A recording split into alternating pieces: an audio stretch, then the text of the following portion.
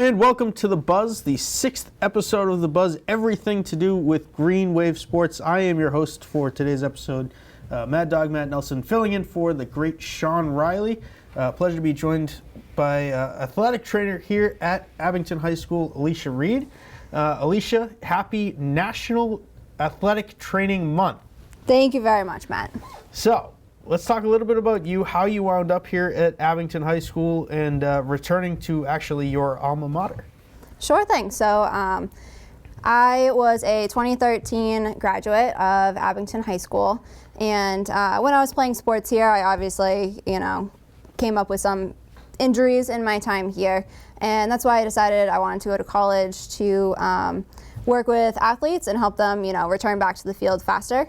I really didn't know what athletic training was at the time that I went to college. I was planning on going to school for pre-physical therapy, and that's what I majored in initially, but I had to choose an undergrad path, either athletic training or exercise science, and I thought that, athletic training, I'd get to work with athletes a lot more, which was my intended target population that I wanted to work with as a physical therapist. And when I started working in the field, working through my clinical sites, really experiencing what athletic training was, I just fell in love with it. And so when I graduated, I decided not to go on to physical therapy school, and instead I applied for jobs around the area. I got hired by Signature Healthcare, Brockton Hospital, and I worked in a clinic for a little while, didn't love working in the orthopedic clinic because I missed the athletes, I missed being on the field, and then a spot opened up here at Abington High School for an athletic trainer, and I was able to start here in 2018, and I've been loving it ever since. So that's one thing that I've learned very recently is that you're actually an employee of Signature Healthcare, not Abington High School. It's a contracted situation. Yes, so I work, I'm contracted through Signature Healthcare, and so I am 36 hours here at Abington High School and then 4 hours in the orthopedic clinic over at Brockton.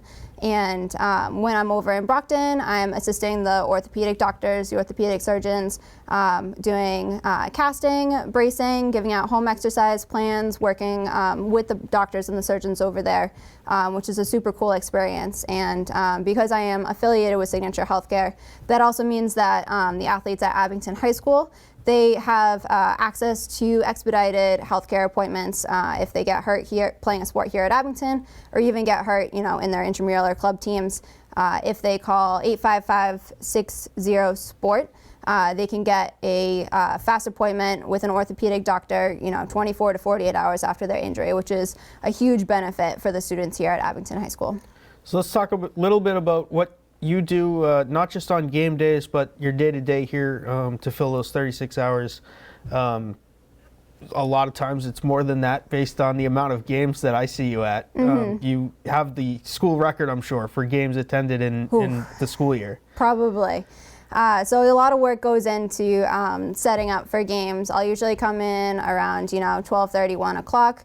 I'll work on my injury reports, my injury documentation, planning out rehabs for students that I'm continuously working with rehab on, cleaning the office, filling up water coolers, getting the Gatorade ready for the day, checking in with the school nurse to see if there was any injuries in gym class that I need to know about, see if anybody went to the doctor, brought in doctor's paperwork, and setting up the fields for game day, dropping off waters where they need to go, making sure the fields are all set up.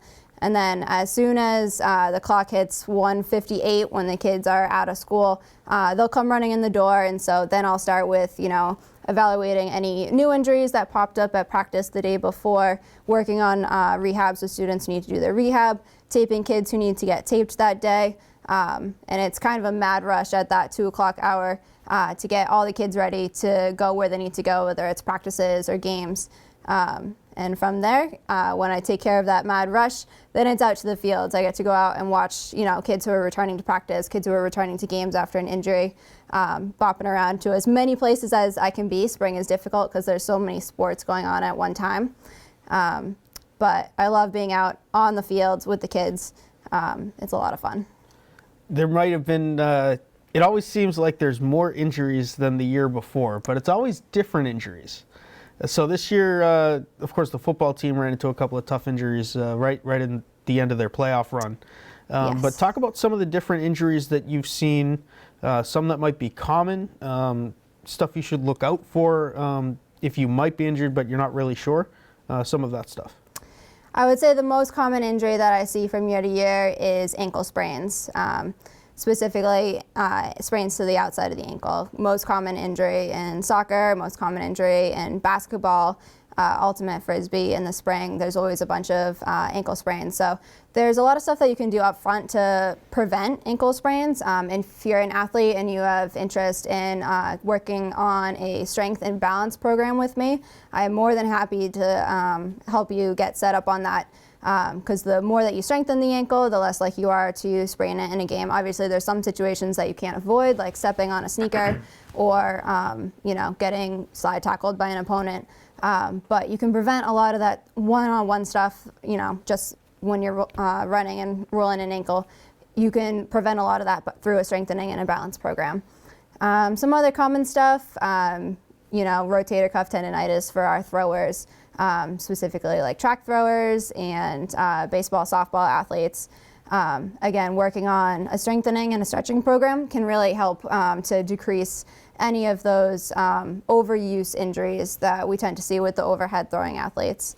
And then also concussions, I do see a lot of, not so much in the past 2 years. I would say last year was actually our lowest rate of concussions since I've been at the school, which is awesome. This year we have had a couple, and just really working with the kids to educate them and make sure that, these are what the signs of a concussion are. Emphasize the importance of not playing through any concussion symptoms, reporting them to a coach, reporting them to a teammate, reporting them to me, so that we can pull them from play and safely return them when they're ready. Now, Abington High School has an absurd amount of 2 sport athletes, 3 sport athletes. So talk a little bit about how you might get injured in the fall. And the winter sports are using different muscles, so it might not be as serious an injury in basketball as it might be in football. Yes, I love my multi-sport athletes. Sport specialization is a huge problem in youth athletics right now. By that I mean participating in the same sport for 9 months or more out of the year, especially with our throwing athletes, baseball athletes who are trying to play, 3 to 4 seasons out of the year. It can really lead to some long-term and chronic problems. So I love my kids who are 2 to 3 sport athletes because you're right, every sport utilizes a different muscle group, and there's different training that goes along, to enhance that different muscle group. And if you're constantly using the same muscles year round, it's going to lead to injury and it's going to lead to problems. And that's time that you're not on the field because you didn't take the adequate amount of rest for that specific body part throughout the year. So for example, a shoulder injury that is received in football, it might not be as big of a problem for, say, the basketball season, because for football, it's a collision sport, so you're constantly having contact on that shoulder. Whereas basketball, yes, it's a contact sport, but it's not a collision sport, so you're not going to be sustaining the same amount of impact to the shoulder. Soccer, you might have, a groin injury that you have from repetitively kicking the ball. But if you were to throw for winter track, that groin injury is not going to be as big of a problem. And we can, take that winter track season to kind of recover and strengthen so that, when they go to play their spring season, there's nothing wrong there. Now let's talk about the athletes that you work with. I think I know which shoulder you might have been talking about. But athletes tend to be very, very quirky people, even at the high school level. So talk about a little bit about some of the things you've seen, some of the fun quirks of the athletes here at Abington High School. They are such a fun group to work with. I never know what's going to walk in my door on any given day, and that's part of the fun of it. There's still a lot of athletes here that I don't know, particularly my 8th graders and my freshmen, some kids who I've never actually seen their faces without a mask on. And getting to know these kids is definitely one of the highlights of my job for sure. I've had the privilege of working with, a whole range of personalities. My football kids are definitely a lot different from, my basketball kids or my hockey kids or my baseball players. And then you have some of those same personalities that jump from team to team to team, and they fit in differently, depending on the sport that they're playing and the kids that they're with. One of my favorite personalities to work with so far was actually my cousin. So I was able to, be his athletic trainer for 3.5 years here. And it was really an awesome experience for me to be able to, come to his school and work in his school and see his personality and how he interacted, with his peers, with his teammates, with his coaches, and be a part of his experience here at Abington High School. That was really something special for me. And to see that other side that's not necessarily the family side of it when he's interacting with his friends and peers. Yes, absolutely. So you've got a little bit of a lore going. I've seen it at certain games. The Gatorade Gummies. Talk about those and why some of the athletes beeline for you anytime they see you to get some of these magical Gatorade hydration gummies. Yes, the Gatorade Gummies are definitely a favorite of the student athletes here at Abington High School. I usually save them and store them for special occasions. So, on a playoff game, they might be, surprised in the locker room at halftime, or I'll carry them in my kit for something, extra special. If I see that a kid is working particularly hard in a game and, they need a little extra boost, I might slip them a gummy. My football kids love them, basketball, everybody loves the gummies. And so I do have a store of them. They're not, available every single day, or else they would be gone in 2 days. But I do have them available for the kids who need an extra boost, particularly in that, big game scenario. So a little bit earlier you mentioned that you might not have seen some of these athletes without a mask on. So you said you started in 2018. You got a little taste of life in the before times, athletic training. The world of healthcare shifted dramatically over the last 2.5 years. Talk a little bit about how your job has changed from 2018 to through the pandemic. Absolutely. So when the pandemic canceled sports and everything, obviously it was devastating to the student athletes. It was devastating to me personally, because without athletics, what does an athletic trainer do? And so I actually found that answer to that question, and I was put to work at Brockton Hospital. And I was running around the hospital with an iPad, going in and out of COVID rooms, coordinating care for specialty doctors with those COVID patients. And it was a crazy experience for me to see, a whole different side of healthcare in a pandemic. And I was so thankful when my time at the hospital was done and the Brockton Rocks decided to have a baseball season, because I could not wait to get back out on the fields. That's my happy place. That's where I wanted to be. Thank you to all the doctors and nurses that, were running the hospital and keeping us all going, because I did it for a couple months and, I was ready to be done and be back to where, where we were all supposed to be. I was having a conversation with one of my old athletes, one of my pre-COVID athletes during the winter season, and she kind of reminded me, how my athletic training room was run back pre-COVID. The amount of kids who would come and hang out and, just have conversations, and, I'd have 5 kids doing their rehabs in the office at the same time. We've had so many restrictions with COVID. I still haven't been able to get back to that. Obviously, everybody had to be in a mask. I could only have 2 kids in my office at a time. I had to open up an outdoor office for like the fall and the winter seasons so that we could treat kids in the open air so that we weren't inside. I couldn't do as much hands-on manual therapy because I could only spend, 10 to 15 minutes with the kid, because then I had to, give them a rehab program, get them out the door so that I could get the next 2 kids in. And I definitely miss, I've missed the personal relationships with the students that I haven't been able to build as much during COVID, just because of all those restrictions that were in place. And I'm starting to get that back this season in the spring.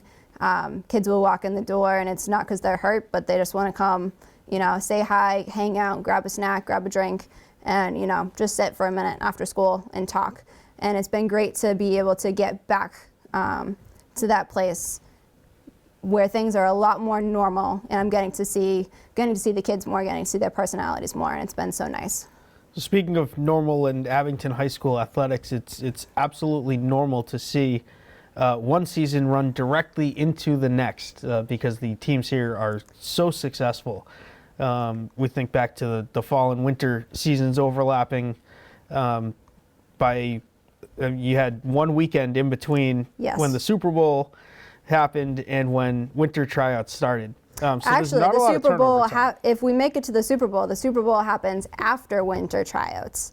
So the football players actually miss 1 week of basketball practice. So there is that one crazy week when we make it to the Super Bowl where I'm running football practice and all of winter sports at the same time, which is absolutely crazy. But normally we have a weekend in between. We have Thanksgiving, and then the following Monday is winter tryouts. And our basketball teams tend to be really strong, so they make it, really far into playoffs. The last time we made it to the state championship, again, the state championship was on a Saturday. The boys reported to practice on Sunday for their spring teams. So I enjoy the long seasons. Playoffs are my favorite time of the year because I love the excitement. I love the adrenaline. I get almost as pumped up as these kids do at times. But it does make for a long year. For sure. And, usually when the spring team ends, I go to work for the Brockton Rocks baseball team in the summertime. So it just continuously goes sports all year round for me. So let's talk about your summer of 2021. The Abington High School team, baseball team, competed in the state championship on July 3rd. Due to the COVID pandemic, they pushed everything back. So all of us, caravanned out to Springfield College on Saturday, July 3rd. How did that overlap with other stuff that might have been going on? Yeah, so the Brockton Rocks season actually starts end of May. So I always have an overlap at the end of spring season between Abington High School and the Brockton Rocks. So thankfully I have a crew of athletic trainers that I work with through Signature Healthcare who are able to help carry the Rocks for me while I'm still at Abington High School. We always go super deep into playoffs, so I always need their help, and I'm so thankful that I have people that can cover that, so I don't have to worry about it and just take care of my Abington kids. And Abington ended on July 3rd, and the Rocks had a game scheduled for July 4th. Thankfully, it got rained out, so I was able to have a holiday. But yeah, it's kind of crazy how all of the seasons, run one right into the next.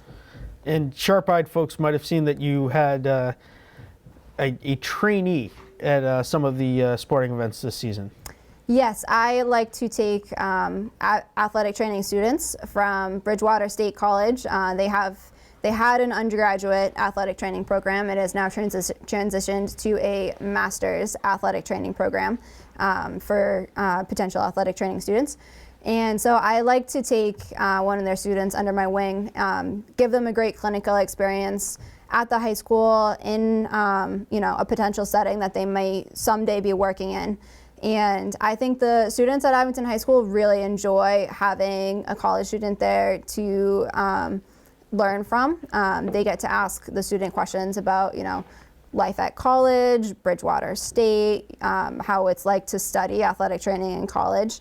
And I like being able to teach, to give back to my profession, mentor students who will someday be doing the job that I am doing. And so my student has concluded her clinical experience for this semester, so she will not be joining me for the spring. But she enjoyed her experience here this winter. She loved the kids, she loved the games, she loved the energy, and I'm hoping that she will continue her career and become an athletic trainer someday, maybe working in the South Shore, be a colleague of mine. That would be really cool.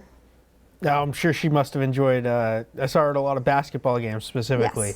Yes. The fan section, which is just as much a part of the game as anybody else in that gymnasium. Talk about the students here at Abington and the atmosphere it creates on game days. She loved our fan section, and she had to explain to me what the guys in the blow-up costumes were for one game. Yeah, I had no idea. It was a video game. I felt old because I didn't know what it was, but she was able to tell me, oh, they're characters from a video game that's out right now.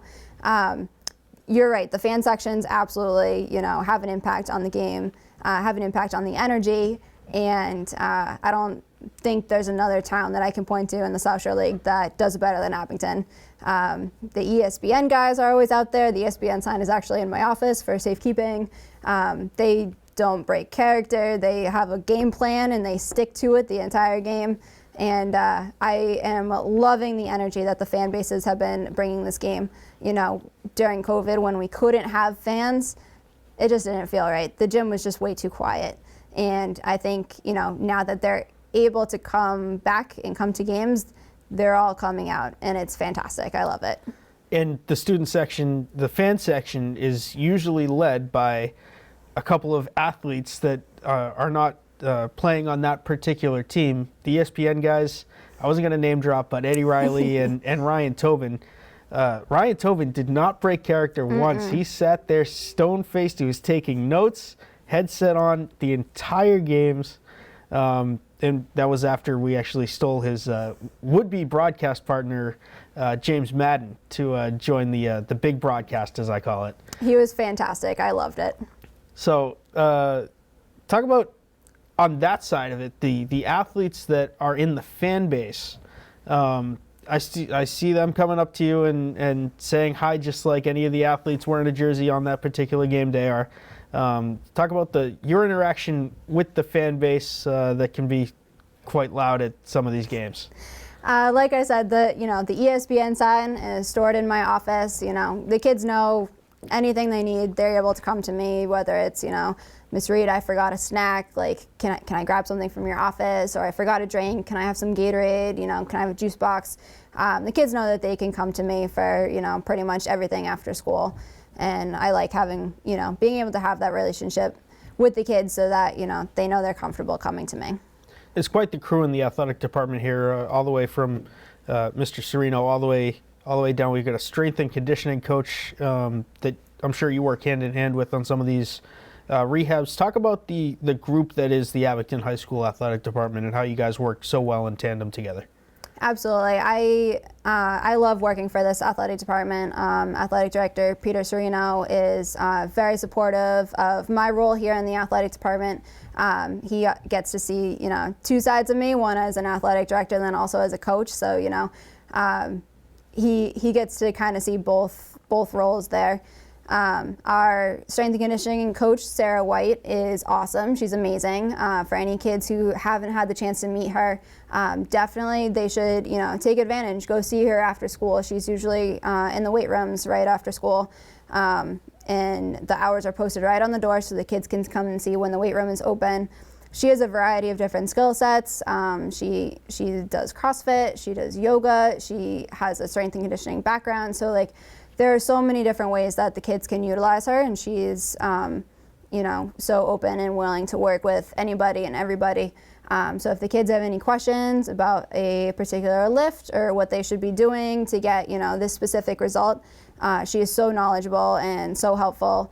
All of our coaches are fantastic. All of them would be willing to, drop what they're doing at any given second to help a kid. Any kid. Doesn't matter if it's a kid on their team or a kid on a different team. They are just so ready and willing to help with anything.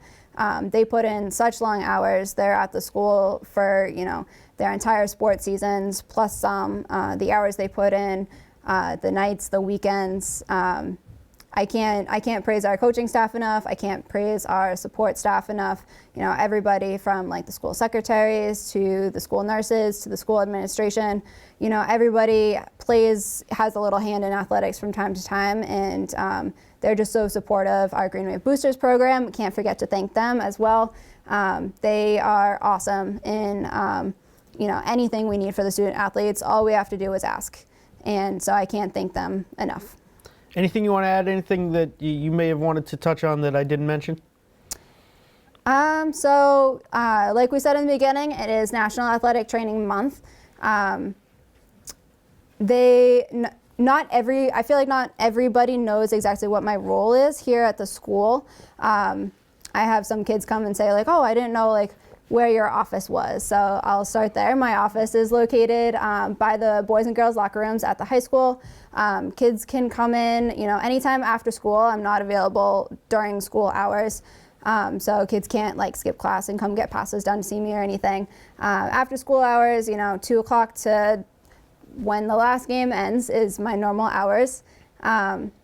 Kids, if you are injured, even if you're just sore, swing by my office, come and see me. Oftentimes if kids get hurt, they'll try to go to the doctor and the doctor will say, sorry, you're gonna sit and you're out for 2 weeks.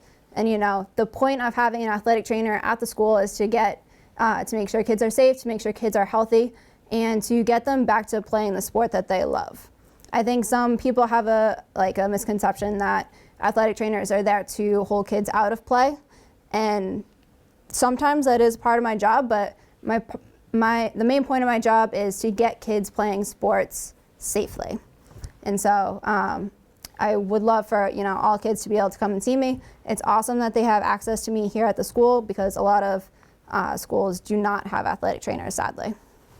Well, happy National Athletic Training Month. Thank you for joining us, and stay tuned for more about what's going on in the world of green wave sports.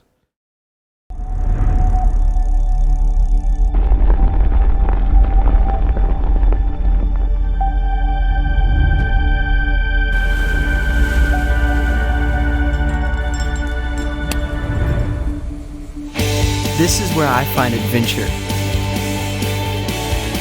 This is where I gain confidence.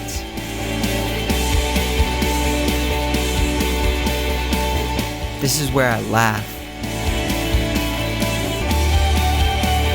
This is where I hang out.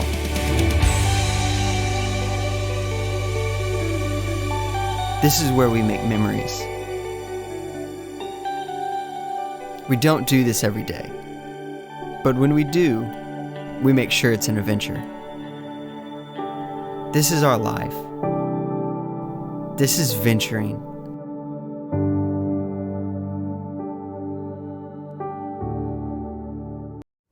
Hello and welcome back to The Buzz, everything to do with green wave sports. I'm your host, Matt Nelson, filling in for the great Sean Riley on this episode.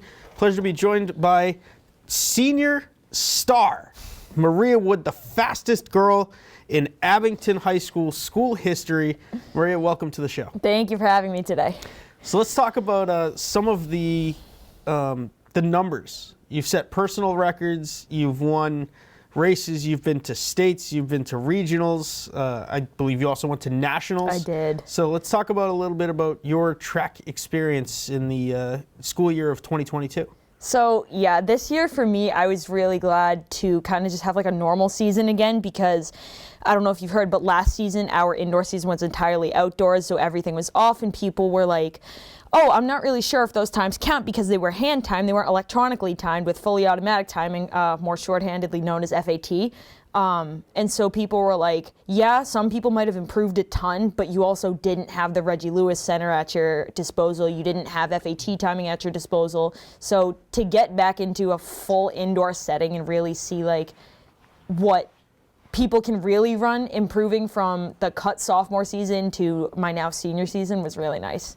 All right, and you are so fast, in fact, that you are going to Division I, UMass Amherst. Talk about what that process was like, the recruiting, all the way through the signing day, the ceremony that you had, and what you're looking forward to come mid-August. Yeah, so to be honest, I didn't even think I was going to have a recruiting process just because of COVID. Again, I think I'm extremely grateful to even have had that opportunity because I didn't know if I would be able to get on campus to talk to coaches because there's NCAA rules on when you can talk to coaches after your sophomore year, but sophomore year was right when COVID hit, so I was like, what am I going to do? And the other part of that is that your junior season is not only your most important year academically, but also athletically. That's when they want to see the most improvement. So I did a lot of recruiting after junior year summer. So the summer of 2021, this past summer, I had a really great experience with UMass Amherst. I visited them unofficially in July, met with Coach Jackson, who was going to be my sprints coach there. And then he was like, okay, we really like you. I like your vibe. We'll have you up for an official visit where they paid for me to stay in a hotel and they paid for my hockey game, which was a huge, a big part for me because I do want to work in the hockey world and pro hockey.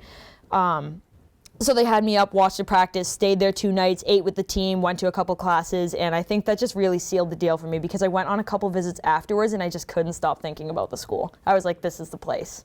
I know you're a big hockey fan. The Minutemen, reigning, defending national champions. They're expected to make another run. The college athletics world is a very tight-knit family, as you mentioned. The team dinners, you travel a lot. You're on the road with that same group of people. What do you foresee the differences being between the high school track experience and the college track experience?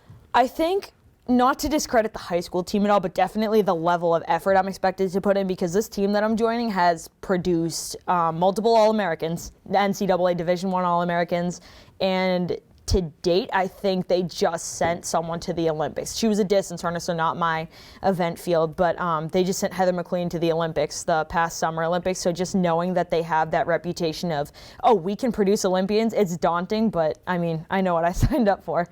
So let's talk about your personal records that you've repeatedly broken over and over again here at Abington High School, and how those numbers, do you see them improving or necessarily staying similar once you get to the college? I think it's interesting. You bring up a good point because if you're comparing my indoor season, I don't think I could compare my indoor season this year to last year because of the indoor and outdoor like switch and flip-flop because of COVID. I'd like to improve, and I think I will, mainly because of the technique. I think college is, you kind of get your basis in high school. You get your, oh, you can do these events and you have these strengths. And then the college coaches are really the ones that can break down your technical form down to the, in my case, tenths and hundredths of a second. That can make a difference. So let's talk about your the indoor track season. You were at the Reggie Lewis Center. Half of your high school career has now been absorbed by the pandemic. Yeah. So what was running track during the pandemic like? And then the Reggie Lewis Center is in West Roxbury, I believe, part of Boston. So they had all the mandates that the city of Boston put into effect. What was trying to deal with all of that like? It was, the best word for it's chaotic, because you don't know if your season is going to be taken from you like that. There was one point in this year's season where people, the city of Roxbury and West Roxbury, were saying, oh, we might turn this into a testing site again. And the kids from Massachusetts, the track and cross country community from Massachusetts, all rose up. They were like, yeah, we get that a testing center is important and we are not against a testing center per se, but it says in their rule book, or there's like a book on, because it's owned by Roxbury Community College, there is in that book of rules and regulations and everything that it says it's explicitly supposed to be used for high school and collegiate and national track events, and that's it. So finding out that our season might be taken again just when we had gotten it back was really a big deal. And there was a petition, I believe, that got over 1,200 signatures, even from people across the country in like Arizona, I think the furthest was. That's pretty cool. Yeah. So let's talk about your experience here at Abington High School. We like to call you Mrs. Do-It-All because you're involved in so many different things all at the same time. It's miraculous that you have time to do all of those things, but you're involved with drama, various athletic teams, interning here at Abington Cam. So talk a little bit about that and how you have time to fit it all into your schedule. I think it has to do with the cooperation of everyone else that's kind of like all my advisors and mentors and teachers, because I'm the one that has to be like, oh, I have to do this at 3 o'clock, have to be here by 3:30, have to get home and do homework by this time, and then I'll come back and maybe have like a drama rehearsal at 6:30. And so having the cooperation of everyone that's kind of in charge of my events is awesome, because if I tell one person, oh, I have to do this, they might cut down my time with them a little bit, but they're gonna make sure that I do everything I can possible to make sure I'm doing what I'm doing, what I need to do, and then I'll just get to the next event. So sometimes I have to cut corners a little bit, but I make it work. So let's talk about the coaching staff of the track team specifically. We're going to be talking to Coach Casely in just a little bit. How have they helped support you through your high school career, dealing with the pandemic, and then through the college recruitment process? I can't thank them enough, because honestly, I went from being a little runner at 7th and 8th grade track, and I want to give a shout out to Miss Peruzzi, who was my 7th and 8th grade track club running coach, who I would not have gotten exposed to the sport of track and field if it weren't for her. So then meeting Coach Casely and Coach Campbell the next year, I had already had Coach Campbell as a history teacher in 8th grade, so I knew about him, but Casely was going to be my primary coach as my sprints coach. And I think just having that, he had such a welcoming vibe to him, and trust me, if you talk to him about my block starts were awful the first week of practice, and of course they're vital in any sprint race, and so just having that willingness and flexibility to work with me even if I didn't get things right away was awesome. And I'm also someone that needs constructive criticism, so whenever I ask for it, I would get it. I need to hear what I'm doing wrong in order to improve. So senior year starting to wind down, not to put the fear of God into you, but we're almost in April now. Spring season just about to start. What are you looking forward to out of the spring season, and as a student looking forward to the end of your high school career? So talking about the spring season first, I'd have to say I'd love to break my records again. I want to see if I can do it one last time. I want to see if I can push myself, maybe go sub 25 in the 200 and low 12. I don't know if I'll be able to break 12 seconds in the 100, but just 12-1 maybe in the 100. I'd love to get our 4x4 relay to New England's, I think our team's goal is. So honestly, the goal there is just breaking records and seeing if we can take the girls team to another league championship, because we would be repeating champs, defending champs in that aspect. And in terms of school, I'm not going to lie, I'm getting hit with senioritis a little bit, so I just want to try and finish strong and see. Definitely want to keep my grades up. I'm so excited for prom. I'm going to senior prom. I'm going to junior prom with my boyfriend, so I get 2 proms there. And then once I think April vacation hits, I think that's when everyone checks out. So I just got to do my AP exams, and that's when I will officially be checked out.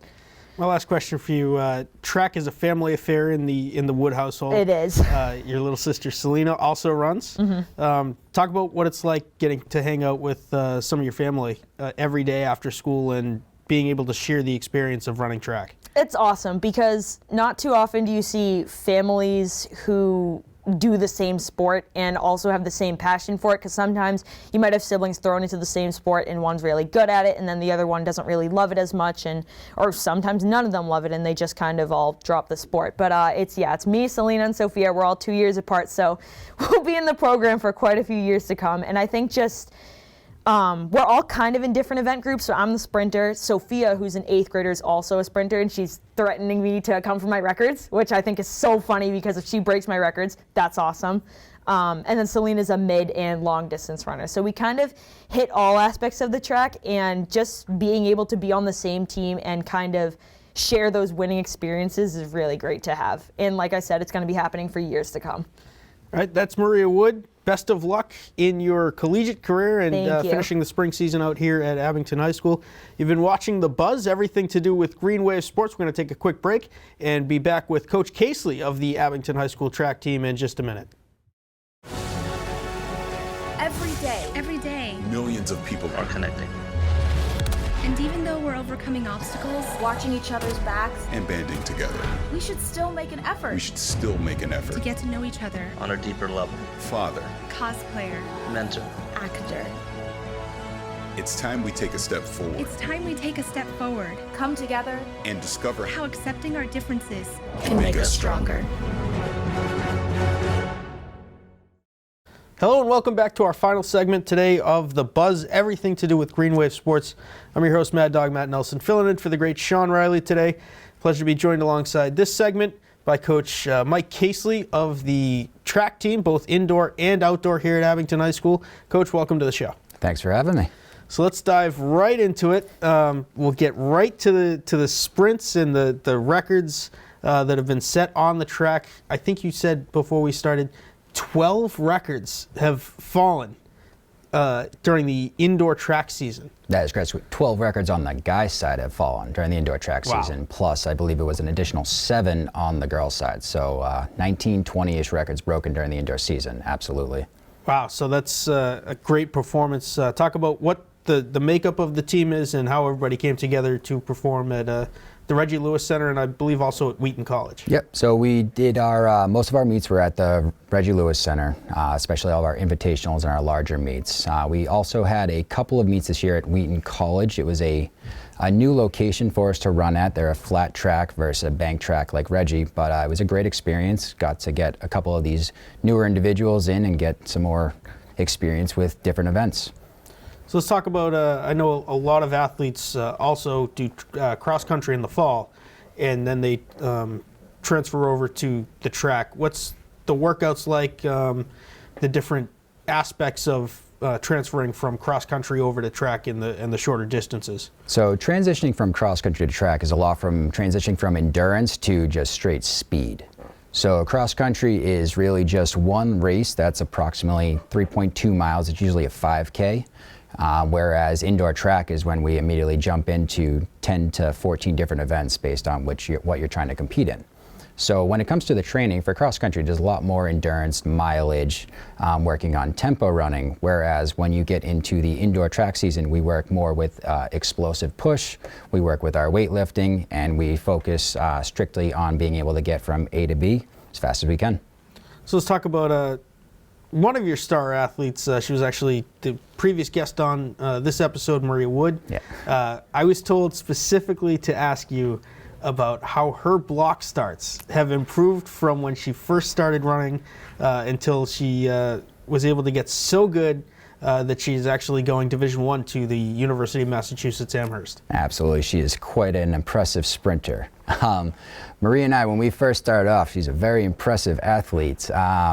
I think the number one thing that kind of got us on the same page was my absolute brutality in terms of I didn't really push around the subject in terms of her block starts. When I first met her, it was very clear that she is a very fast individual, but there was a lot that could be adjusted or fixed in terms of some of her technical work, specifically her block starts. So the first time we worked together, watching her out of the blocks, I believe my initial response was those were absolute garbage. And that brutal honesty really put us on the same page moving forward, and I think we have a good relationship back and forth where we can really critique the work that she does. She's a very coachable individual, and that's just kind of allow us to move forward. Granted, she has all the potential in the world, and just being able to kind of harness that potential and move that to the level that she is now, going D1, it's been quite a journey these last 4 years. So let's talk about some of the experiences that the track team has had over the last couple of years. All the way from how the sport has changed in the last 2 years due to the pandemic to the infamous van breakdown on the way to a postseason tournament, all the way to Maria going to the Nationals. Absolutely. So for I'm sorry, what was the first question? Some of the experiences, all the way from just some of the moments that you'll remember and how the game has changed due to the course of the pandemic. The number one thing for the pandemic is, as a sprints coach, it wasn't necessarily something that I had to worry about as much, but I felt for every kid having to compete in the 600 and up, having to wear those masks around that 200-meter track, because anyone who has ever been in the Reggie, it is a known fact that the Reggie has its own air. It's a very it's a special different environment. Yeah. When you walk through. You can just feel the mustiness when you walk into that building. And adding a mask on top of that to the distance running, it really just goes to show that the kids who have broken these records, more specifically on the girls' side, Jackie Erner in the mile and 2 mile, just being able to put in that kind of effort with having to wear a mask in that atmosphere, all the more impressive. When it comes to your story about the van breaking down, luckily, I was not involved in the driving of that van. That was our other coach, Coach Campbell. However, they were on their way to I believe it was the Jim Moore track meet invitational last spring. And they had a van that had approximately 12 kids on it. We were bringing up 4 of our better relays. We were really going to try and break a couple of records going up to that meet. And on the highway, unfortunately, Campbell hit a pothole and destroyed a tire. So they, being on the highway in the breakdown lane, they had to pull over to the side, and unfortunately were not able to necessarily open any of the doors for the kids to be able to get out of the van. So we did a little did a little jump and run through the windows and started to have to shuffle these into, we had a couple of parents that helped out and were able to come and pick up their kids. We also had a second coach, Coach Will, who happened to be following the van when the incident occurred, who was able to stop, help out, and we were able to get our kids to their events about 10 to 15 minutes before the events went off, which typically in the track world that doesn't give you enough time to really warm up. But I think just the adrenaline from the entire incident really kind of helped push them forward, and we broke the 100-meter record that day, the 200-meter record that day, the 4x1 record, and the 4x8 record, all in the same meet. It was quite an impressive showing, especially when you look back at the amount of effort it took to get everyone there. So that was definitely a little fun adventure. So let's talk about the experience getting to go to the New Balance Nationals, which isn't something that happens every single year. That's true. For any school, let alone Abington High School. So what was that experience like? And after that, we'll look to preview the spring season. Absolutely. So going to the Armory in New York for the New Balance Nationals was an experience for me. Maria was the first athlete in our program's history that was ever able to qualify at the national level. And just being able to go and experience that atmosphere, the track there, it was beautiful track. It's fantastic. And the exciting part is they're opening almost the same building in Boston. So the plan was pre-pandemic where nationals for this year would have been in Boston, but the pandemic pushed it back one more year. So we did have to go down to New York, but all in all, the trip itself, being able to experience the atmosphere in nationals, and then again, being able to see Abington up on that board for the first time ever was definitely quite exciting. So let's talk about the spring season, the spring outdoor track season. Some of the things you're looking forward to, what records we should keep an eye on to see if they change hands, and some of the names on the team that we should be on the lookout for. Absolutely. So going into the spring season on the guys' side, we have a couple of impressive athletes coming through. Most notably, Jeff Buckley in the throws. He's a returning all-star. He was a state qualifier in shot put and in discus. He was a league all-star for the indoor meet, number 2 in the league in the shot put during the indoor season. And Jeff Buckley being second in anything makes him very angry. So I'm looking forward to see how he puts that into his outdoor work and to try and get to the top of the league. We also have a newcomer to the team, Jernigan. He's a soccer player by trade, but he has jumped right into our kind of, we call it sustained sprints. So we have our short sprints, which is like your 100, 200 meters. Then you have your sustained sprint, which is your 400 meters, which is one lap around an outdoor track. Jared was 3rd in the league for indoors in the 300 in his first ever season competing, and he quickly already has the eyes of a couple of scouts. Different colleges are looking at him as well. So him never having run a 400 for outdoors, we're really kind of looking forward to him based off of his projections for indoors. He is a potential school record holder for the 400 meters. We just have to get him there. He's more than capable of doing it. It's now up to us to train him to get to that point. The third athlete I would mention would be Noah Sachet in our sprints. He's a sophomore sprinter, just broke our school record in the 55-meter dash for indoor season, and we're looking forward to see what he can do for the outdoor season in the 100, 4x1 relay, and potentially in the 200 as well. Let's talk about the girls' side. Of course, we've got the great Maria Wood, the family affair. Celine is also competing for the high schools. Sophia, I believe, is in the pipeline as well. Mm-hmm. So let's talk about some of the stars that we should be looking out for on the girls' track team. Oh, absolutely. Speaking of family affairs, we got 3 Woods and we've got 3 Grooms. Wow. All 3 of the Groom sisters. So we have Kaylee Groom and Shannon Groom. Kaylee is competing in the 400-meter dash. She's our lead leg in the 4x4 relay, which also just broke the school record during indoor season. She is going for the outdoor record in the 400. She is a state qualifier for last year for outdoors, qualified for indoors this year. Her twin sister, Shannon Groom, is one of our 800-meter runners, also one of the top competitors in the division, in the league. She's our anchor of our 4x4 relay, and she has had some unbelievable finishes to our 4x4s dating back to our indoor season last year. And then they have a younger sister, Jill Groom, who's a sophomore sprinter for us, runs the 100 and 200 meter dashes. She's our number 2 behind Maria right now. So speaking of family affairs, getting 3 Woods and 3 Grooms on the same team is absolutely fantastic. The all-star 2-family team. It really is. With a couple if we names get a few sprinkled more in. of them, that would be great. Well, there it is. Coach Mike Casely, the Abington High School track and field team, both indoor season for the winter and outdoor season for the spring. Thank you for joining us on The Buzz, and thank you, everybody, for tuning in and keeping up to date with everything that's going on with Green Wave Sports. We look forward to a couple of those track and field records falling over the next couple of weeks. Until then, stay tuned to The Buzz and Abington Community Access and Media. Keep your eye on the Twitter space for any schedule changes that may come up as well at Abington AD. We thank you for tuning in. Until next time, have a good evening.